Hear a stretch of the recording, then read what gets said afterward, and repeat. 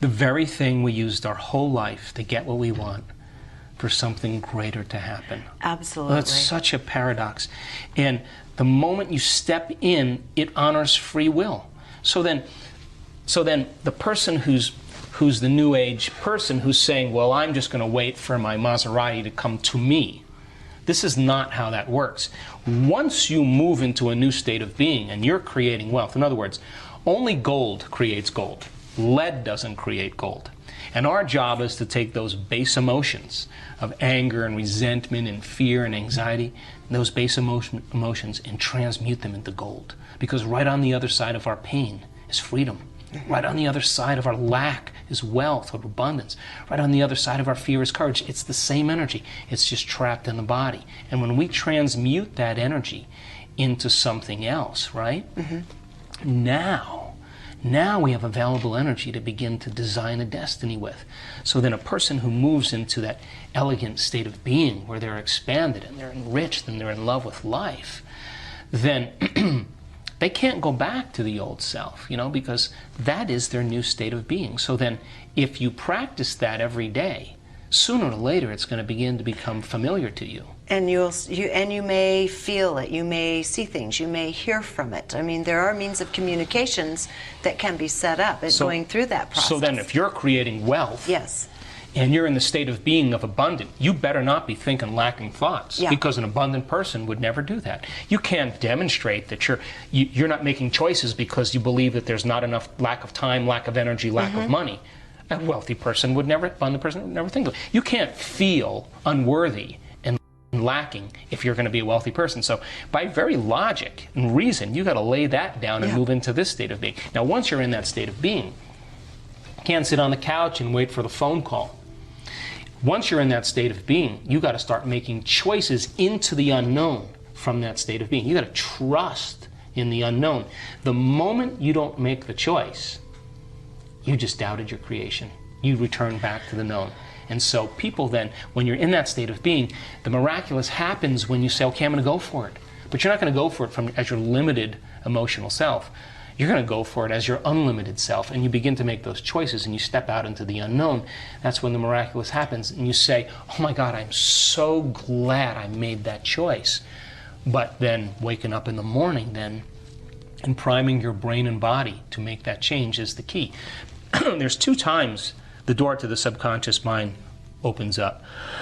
Excuse me, when we wake up in the morning, and we go to bed at night. Right. Why? In that crossover place. Because your brain goes from deep delta brainwaves to theta brainwaves to alpha brainwaves to beta brainwaves. Why? And when you go to bed at night, it goes from beta to alpha to theta to delta. And if you can't get there, you're stuck in high beta. It's because you're driving the sports car in first gear, right? So people do whatever they can to get down there. So the brain chemistry works in accordance with this. So when you wake up in the morning and the receptors in the back of your eye pick up light, the moment that happens, your optic nerve sends a signal to the pineal gland, and the pineal gland starts making serotonin. And serotonin is the daytime neurotransmitter. In other words, serotonin gets you up and going. It gets your brain turned on. The moment it starts getting dark at night and your eye is no longer picking up visible light, the mechanism starts to change, and now because there's less light, the optic nerve sends a signal to the pineal gland. The pineal gland takes serotonin and starts carving off a couple methyl groups and turns it into melatonin. And melatonin is the nighttime neurotransmitter. So Sarah gets you up in the morning, and Mel puts you to bed at night. Now, when serotonin increases, your brainwave patterns go into beta. That's because you're going to pay attention more to the outer world. When you're in meditation and you close your eyes and you eliminate light and it's dark in the room and you play music in the background, you put earplugs in, you're getting less sensory data coming in from your environment, so the neocortex is not so preoccupied with trying to create meaning between the outer world and the inner world. You're forgetting about the outer world, and the inner world is where you're cultivating something. So then, when you close your eyes and do your meditation, then your brain waves move into melatonin. But if you're waking up in the morning and you're waking up at 5 in the morning, guess what? Your brain waves will probably be in theta or alpha. You're in your subconscious. You're past the beta thinking, right? If you go to bed at night, I have friends that are artists and playwrights and musicians. they stay up till 2 in the morning. They love that 11 o'clock till 2 in the morning. They're nighttime. They're in alpha. They got all these creative ideas. There's, you know, me, I'm a morning person. I wake up. I'm up at 4:30 or 5 in the morning. It's my time to create. I set aside a certain amount of time. That's my time, because the rest of the day I'm serving. So I like to get myself right in the morning, right? So doing that then begins to alter brainwave patterns. Now, if you move from beta to alpha, there'll come an amazing moment where if you do this right, you'll slip into theta. Now, theta is when your body is asleep, but your mind is awake. Yes. So think about this.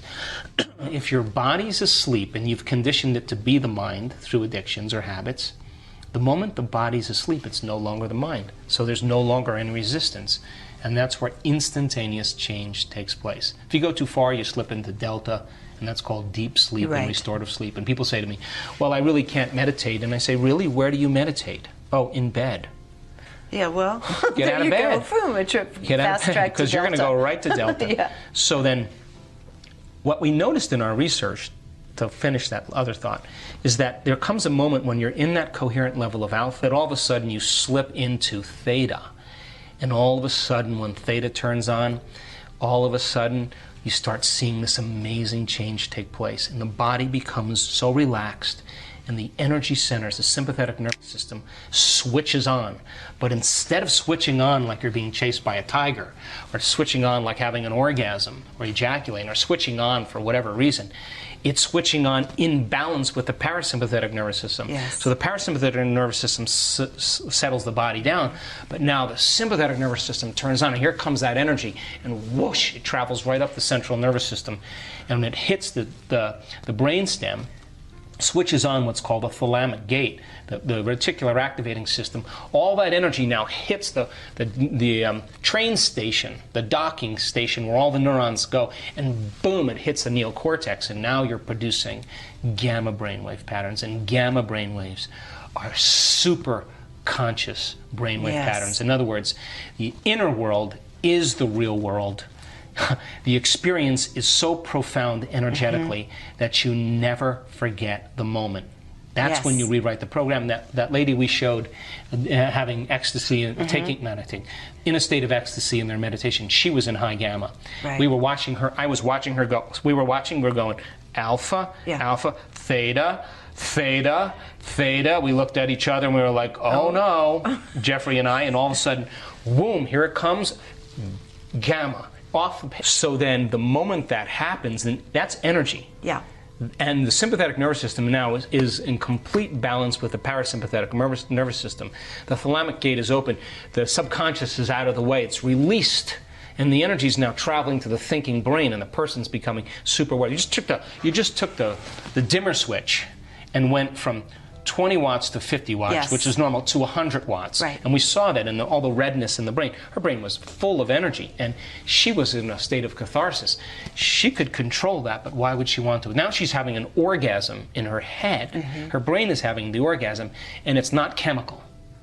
It's electromagnetic. It's electromagnetic. Now, here's what happens. The moment that happens, melatonin has to change. Now it starts turning into all of these amazing neurotransmitters. Melatonin is transmuted in the alchemical factory of the pineal gland, and it makes a chemical that is one of the strongest antioxidants known to man. In other words, just a little tweak on the melatonin molecule, and now you have an anti-aging, anti-cancer, anti-heart disease, antimicrobial, anti-neurodegenerative disease chemical that's floating through your bloodstream. That's the first thing.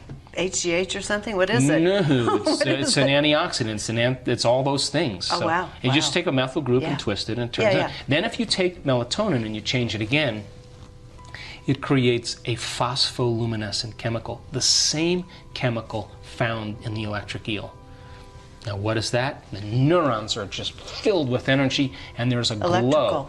And the neurons now are heightened, and they're storing energy, and that's what gives those colors and patterns during the experience.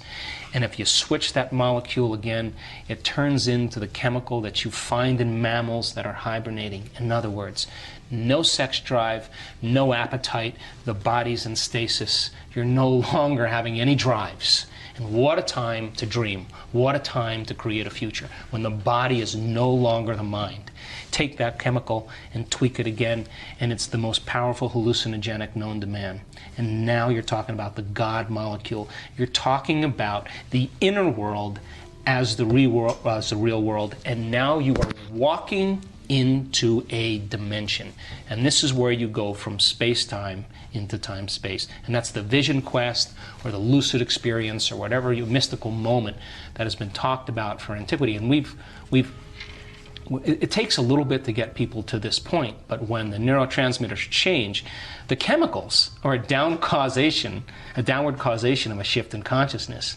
And when that happens, holy hell, because the person will never be the same. I've had experiences, I understand them, and you can't go back to business as usual after a few of those. Okay, and you just dropped it in passing early on, that you have had these experiences where you just happen to say, oh, when I'm out of my body. Okay, whoa, hold on. What were you saying?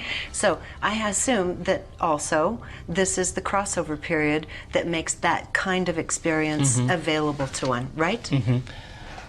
Yeah, I think, my interest is to demystify this. Right. So let's demystify it. I mean, information, you teach people information, you teach them how to do it, and then it creates transformation. If we can measure transformation, that's more information to teach transformation better, and we can close the gap.